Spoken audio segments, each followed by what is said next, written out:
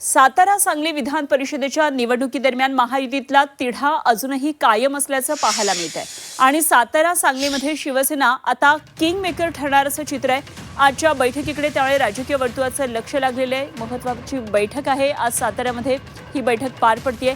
मंत्री शंभूराज देसाई यांच्या नेतृत्वाखाली ही बैठक आता सुरू झालेली आहे आणि याचा आढावा घेतला आहे आमचे प्रतिनिधी तुषार तपासे यांनी। सांगली विधान परिषदेच्या निवडणुकीच्या अनुषंगानं आज महत्वपूर्ण बैठक शिवसेनेची या ठिकाणी पार पडते।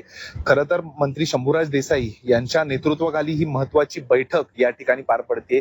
नगरपालिकेचे सदस्य असतील, त्याचबरोबर जिल्हा परिषद सदस्य आणि पंचायत समिती सभापती या सदस्यांची बैठक या ठिकाणी पार पडते आणि या बैठकीमध्ये महायुतीच्या उमेदवाराला आपला पाठिंबा देण्याबाबत त्यात चर्चा होणार आहे। खरं तर 2 दिवसापूर्वी याच हॉटेलमध्ये मंत्री मकरंद पाटील यांच्या नेतृत्वाखाली राष्ट्रवादीची बैठक झाली आणि त्या बैठकीनंतर त्यांनी त्यांचा पाठिंबा हा महायुतीच्या उमेदवारालाच असल्याचं काल जाहीर केलेलं आहे।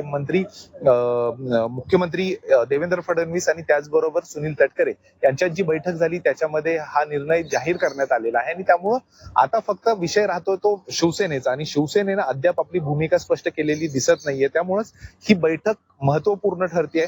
या बैठकीमध्ये आज काय निर्णय होतो ते महत्वाचं आहे। कारण या बैठकीच्या निर्णयानंतर मुख्यमंत्री उपमुख्यमंत्री एकनाथ शिंदे हे यांच्यापर्यंत हा निर्णय पाठवला जाईल, सांगितला जाईल आणि त्यानंतर त्या मुख्यमंत्री देवेंद्र फडणवीस यांच्यासोबत त्यांची बैठक होईल।